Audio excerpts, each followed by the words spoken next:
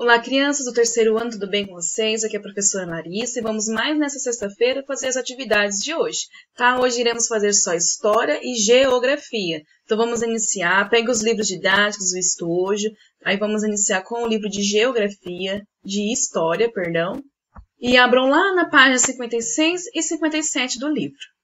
Pessoal, estou aqui na página 56 do livro de História. E lembrando que na semana passada, o que a gente estudou sobre a formação das cidades, e principalmente a formação das cidades aqui no Brasil. Como que surgiu as primeiras cidades, vocês lembram? As primeiras cidades, elas surgiram perto das praias, no litoral. Por quê? Porque era ali que havia o porto, onde o quê? As mercadorias que eram transportadas para Portugal entravam nos navios, né? Então, através do porto, ficava mais fácil as cidades se concentrar ali perto da praia, do mar, no litoral, que ficava mais fácil o transporte e o trabalho para poder colocar as mercadorias e enviar para outros países, né? Principalmente para Portugal. Lembrando também o que existia nessas cidades. Lembra que a professora falou para vocês? Lugares altos, onde se concentrava os fortes. Lembra dos fortes, que são locais, construções em lugares altos, né? Em lugares altos, onde podia-se ver de longe se estava chegando invasores no território brasileiro.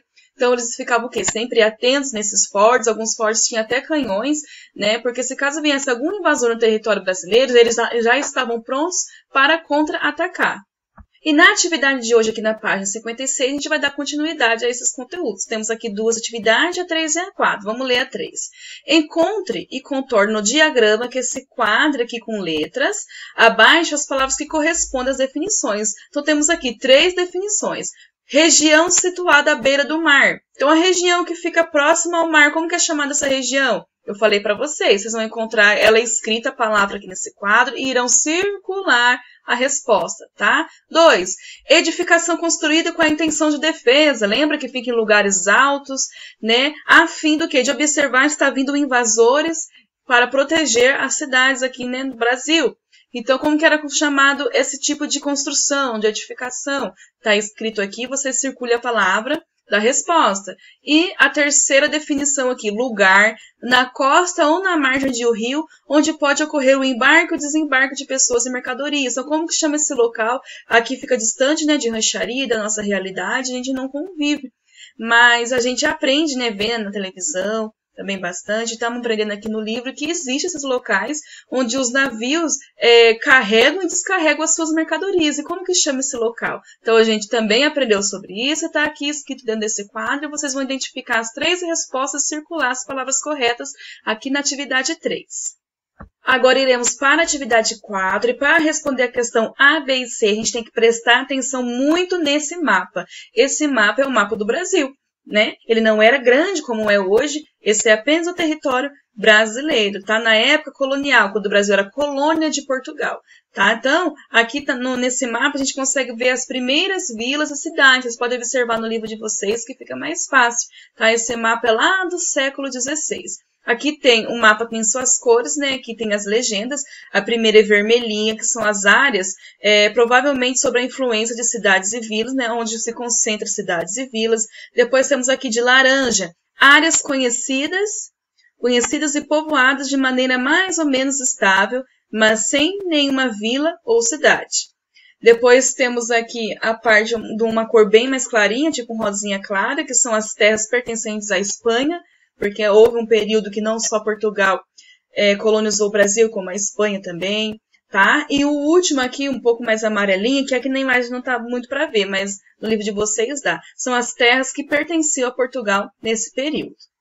E observando esse mapa brasileiro no século XVI mais de perto, conseguimos ver aqui as primeiras capitais, as primeiras cidades formadas aqui no Brasil. Vocês conseguem observar que aqui nessa parte é o quê? É o mar.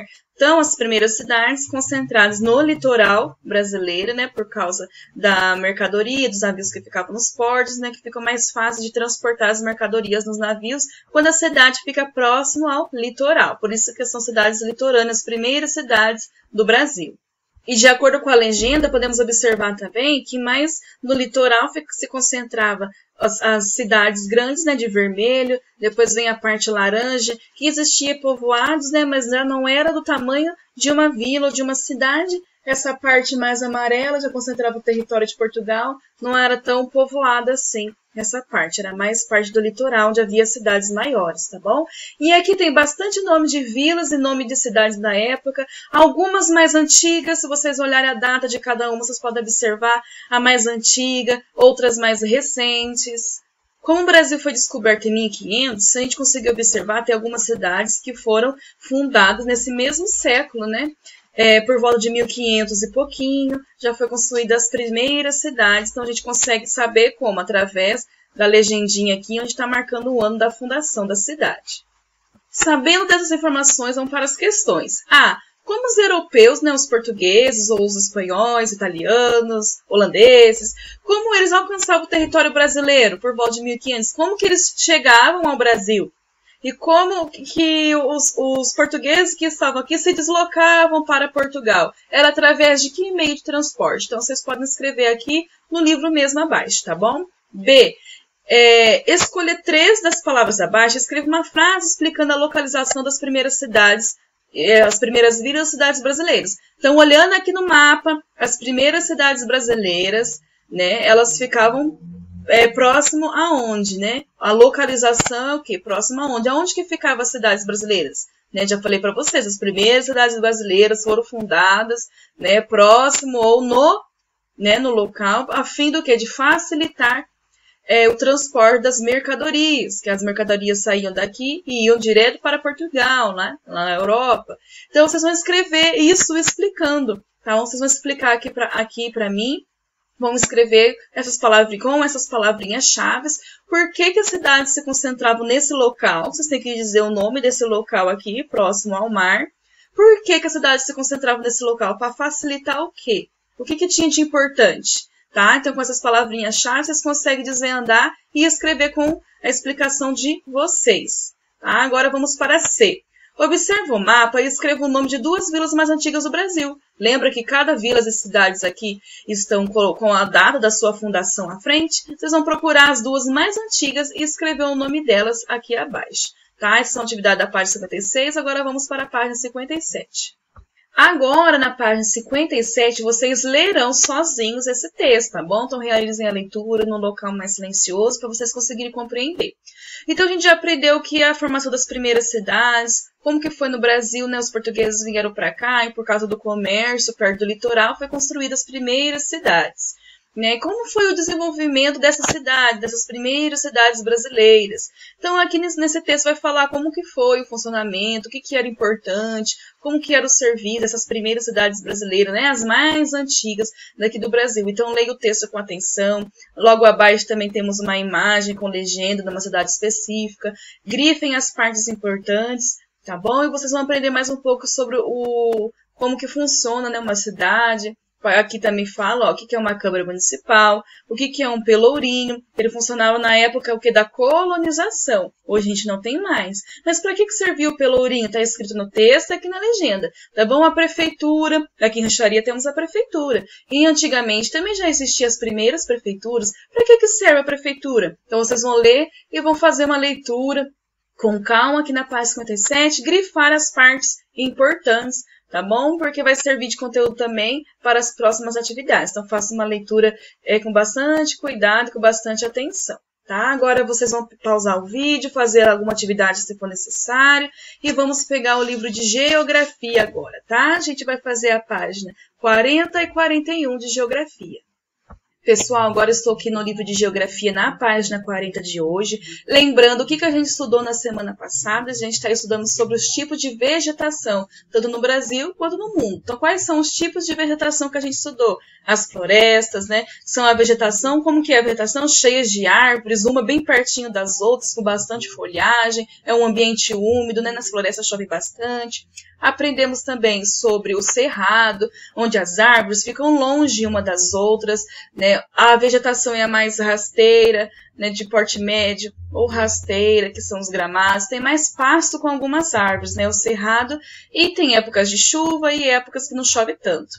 Tá? E aprendemos sobre a caatinga, que é uma região, uma vegetação mais característica do sertão. É um local que já não chove muito, tem longos períodos de seca, e aprendemos algumas plantas originárias da caatinga, que é o cacto, por exemplo, né? E esses locais têm árvores assim com bastante galhos, né? Árvores de médio e pequeno porte, ou seja, árvores pequenas, árvores médias.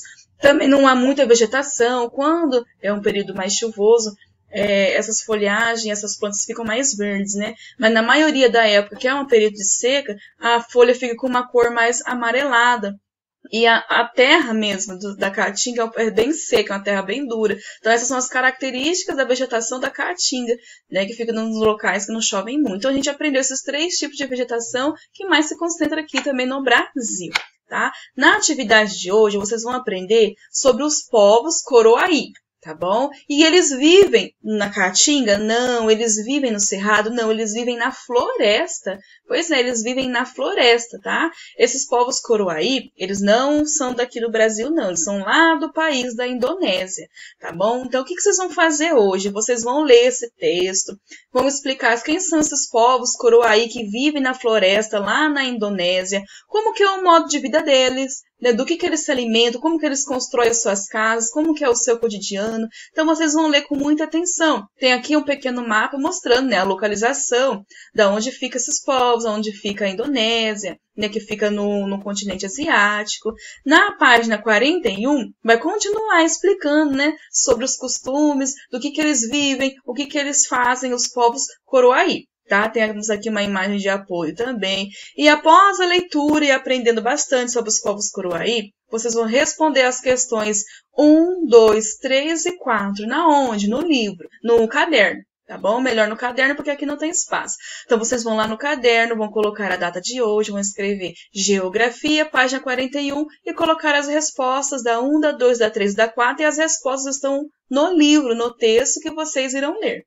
E assim que realizar a atividade, não esqueçam de enviar a foto, porque é assim que eu consigo ver que vocês estão acompanhando as atividades, estão realizando as atividades de História, Geografia e Ciência da semana. Tá bom? Então, bom estudo a todos, dúvidas me procurem e aguardo as fotos de vocês.